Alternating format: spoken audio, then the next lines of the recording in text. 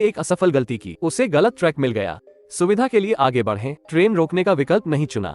इसके बजाय उसने ट्रेन को लो गियर में चलने दिया। उसने बिना अनुमति के टोपी छोड़ दी, दौड़ने की कोशिश की और यह सिर्फ मैनुअल रूप से ट्रैक था। उसने सोचा कि वो समय पर है, लेकिन यह एक ऐसा कदम था जिसका उसे जीवन भर पछतावा रहेगा। कार छोड़ने से पहले उन्होंने गियर को स्वचालित डॉक्टर कोस्टिक मोड में डाल दिया। लेकिन सबसे बुरी बात यह थी कि उसने इसे पहन तो लिया, लेकिन पूरी तरह से नहीं, यहाँ तक कि वो पूरी तरह से फॉरवर्ड गियर में फिसल गया। टॉम रिंच तक भी नहीं पहुंचा था। ट्रेन उससे आगे निकल चुकी थी। वो ट्रैक चेंजर को पार करने के लिए दौड़ा, लेकिन तब तक बहुत देर हो चुकी। टॉम घबरा गया। वो बेतहाशा पीछा करने लगा। वो हैंडल पकड़ने में कामयाब रहा, लेकिन शारीरिक थकावट के कारण वो जमीन पर गिर गया। उनके बगल के कर्मचारी वजन कम करने के लिए उन पर हंस रहे थे। ये स्पष्ट था कि किसी को एहसास नहीं था कि स्थिति वास्तव में कितनी गंभीर थी। ये 13,000 की मानव रहित 39 कार ट्रेन थी और स्टील का जानवर थी। वो मुख्य रेल मार्ग पर नियंत्रण से बाहर हो गया। उसके रास्ते में आने वाली हर बाधा नष्ट हो जाएगी। टॉम नेता को ये बताने के लिए प्रेषण कार्यालय में पहुंचे कि क्या हुआ था। नेता ने ट्रेन की स्पीड के बारे में पूछा। टॉम ने सोचा कि ये 10 किलोमीटर प्रति घंटे से कम था। एक बार आलोचना के कुछ शब्दों के बाद जब नेता ने सुना कि यह गति वास्तव में तेज नहीं है, तो उन्होंने इसकी परवाह नहीं की और उन्हें पकड़ने के लिए गाड़ी चलाने दी। लेकिन ट्रेन की गति कल्पना मात्र थी। वे पकड़ नहीं सकते, और सबसे बुरी बात यह है कि ट्रेन किस दिशा में जा रही थी। बच्चों से भरी एक पर्यटक ट्रेन के ठीक सामने। ट्रेन 777 की वर्तमान गति पर यात्रियों को निकालने का कोई समय नहीं है। जल्द ही दोनों ट्रेनों की आमने सामने टक्कर होने वाली है। नेता ने दौड़कर पर्यटक ट्रेन के ड्राइवर से संपर्क किया और उसे तुरंत ट्रैक बदलने के लिए कहा। फोन सौंपने के तुरंत बाद 777, जो 100 किलोमीटर प्रति घंटे से अधिक की रफ्तार से चल रहा था, सामने आ रहा था, टकराने ही वाला था। अनुभवी ड्राइवर ने अपनी सारी अश्वशक्ति पूरी गति से दूसरे ट्रैक पर चला दी। दोनों ट्रेनें एक दूसरे से गुजरती हैं। बच्चे 777 को गुजरते हुए उत्साह से देख रहे थे। उन्हें अभी तक पता नहीं है, उनका बस मौत से सामना था। खतरनाक सामग्रियों से भरी यह ट्रेन फिलहाल नियंत्रण से बाहर है। वो मुख्य रेल मार्ग की पटरियों पर अंतिम छोर पर और पूरी गति से गाड़ी चला रहा था। ये खबर तेजी से पूरे ओहायो में फैल गई। टेलीविजन स्टेशनों ने कहानी का अनुसरण करना शुरू कर दिया। रेल अधिकारियों को स्थिति से अवगत कराया गया। डिस्पैच कार्यालय ने अधिकारियों को तुरंत ट्रेन को पटरी से उतारने का रास्ता खोजने का सुझाव दिया, लेकिन अधिकारी इस पर सहमत नहीं हुए क्योंकि यह एक ट्रेन थी जिसमें खतरनाक सामान, 100 टन ज्वलनशील डीजल ईंधन में अत्यधिक जहरीले पदार्थों की 8 कारें ले जा रही थी। एक बार जब ट्रेन तेज गति से पटरी से उतर जाती है तो उसमें विस्फोट होने की संभावना होती है और लीक हुए रसायनों का लाखों लोगों पर बड़ा प्रभाव पड़ेगा और पारिस्थितिक प्रभाव पड़ेगा। उन्हें कम से कम 100 मिलियन का हर्जाना देना होगा और शेयर की कीमत निश्चित रूप से गिर जाएगी। ये कुछ ऐसा है जिसे कंपनी बर्दाश्त नहीं कर सकती, इसलिए उन्होंने एक आपातकालीन बैठक बुलाई। उन्होंने 777 को दूसरी ट्रेन से रोकने का फैसला किया, जिससे उसे धीमी गति से चलने के लिए मजबूर होना पड़ा। ये योजना काम करती दिख रही थी, लेकिन उन्होंने एक महत्वपूर्ण कारक की भी अनदेखी कर दी। विशाल जड़ता और भयानक प्रभाव बल के तहत 120,000 टन प्रति घंटे की ट्रेन कार्य को पूरा करने के लिए एक छोटी कार का सामना नहीं कर सकती है। जैक 26 साल के अनुभव वाला एक ड्राइवर है और उसने कोशिश करने के लिए अपनी जान जोखिम में डाल दी। कुछ बड़े प्रभावों के बाद 777 की गति 100 किलोमीटर प्रति घंटा से घटकर 40 किलोमीटर प्रति घंटा हो गई। इसके बाद एक ड्राइवर ट्रेन को नियंत्रित करने के लिए गैप में प्रवेश करने की तैयारी करते हुए उतरने की कोशिश करने लगा, लेकिन इससे पहले कि वो संभल पाता, दोनों कारों में जोरदार टक्कर हो गई। फिर से शक्तिशाली प्रभाव सीधे तौर पर प्रभावित हुआ।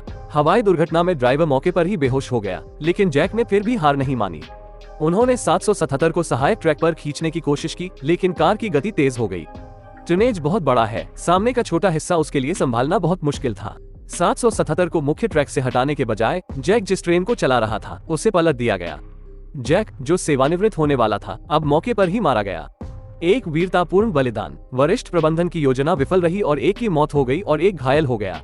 उनमें और जोखिम लेने का साहस नहीं हुआ। वे गोद लेने को तैयार थे। डिस्पैचर ने सुझाव दिया कि 777 को पटरी से उतारने के लिए सामने वाले शहर में उपकरण लगा दिया जाए। आज पूरे शहर ने वो काम छोड़ दिया जो वे कर रहे थे।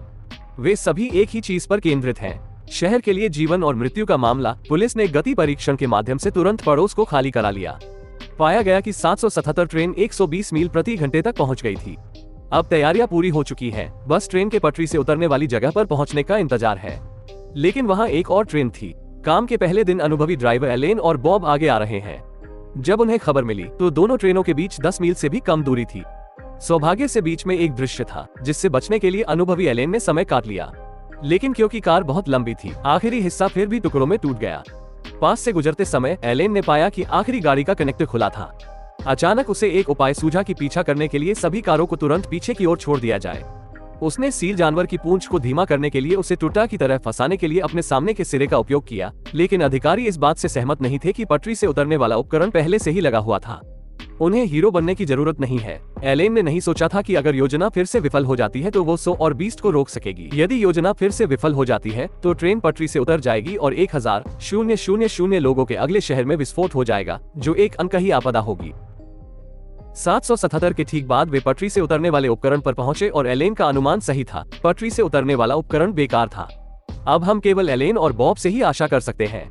ट्रेन पूरी गति से चल रही थी क्योंकि केवल एक अगला सिरा खुला था जो जल्द ही एक दूसरे से टकरा गया। एलन ड्राइविंग, बॉब ऑपरेशन और पहली डॉकिंग सफल नहीं हुई। इतना ही नहीं, राइस से कार भी टकरा दी, लेकिन उन्होंने दूसरी बार डॉक करने की कोशिश नहीं छोड़ी। सौभाग्य से इस बार यह काम कर गया, लेकिन जब ये लॉक हो रहा था तो बॉब के पैर में चोट लग गई।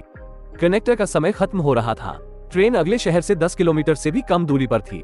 इससे भी अधिक डरावनी बात यह है कि वे एक बड़े मोड़ से गुजर रहे हैं। इस मोड़ पर 40 किलोमीटर प्रति घंटे से अधिक गति से गाड़ी नहीं चलाई जा सकती, अन्यथा ये पलट जाएगी। और वक्र के नीचे बड़ी संख्या में ईंधन भंडारण टैंक है, लेकिन इस बिंदु पर पलटने के परिणाम अकल्पनीय है। महत्वपूर्ण क्षण में एलेन के पहिए आग की लपटों में इधर उधर घसीटे जा रहे थे। बॉब के पास एक विचार था, यदि आप खोलते हैं तो प्रत्येक कार पर ब्रेक काम करना चाहिए, लेकिन वो घायल हो गया था, इसलिए एलेन को ये काम एक के बाद एक करना पड़ा। उनके अथक प्रयासों से आखिरकार गति कम हो गई, लेकिन वक्र के सामने गति अभी भी तेज है। अब हम इसे भाग्य पर ही छोड़ सकते हैं। सौभाग्य से ट्रेन झुक गई लेकिन पलटी नहीं। उन्होंने सफलतापूर्वक वक्र पार कर लिया। अगला कदम ट्रेन को रोकने का तरीका ढूंढना है। इस बिंदु पर ब्रेक डिस्क के अधिक गर्म होने के कारण ब्रेक सिस्टम ध्वस्त हो गया। ट्रेन फिर से तेज गति से चलने लगी।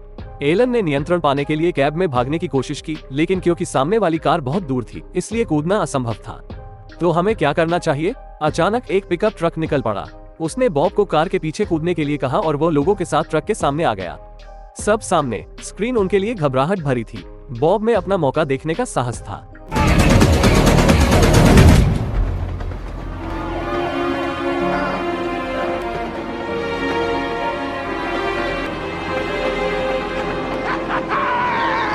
आखिरकार वो स्टील का जानवर जो 2 घंटे से अधिक समय से मुख्य सड़क पर था, वो स्टील का जानवर रुक गया। यह वास्तविक घटनाओं पर आधारित फिल्म है। ये देखने लायक है। अगले वीडियो में मिलते हैं।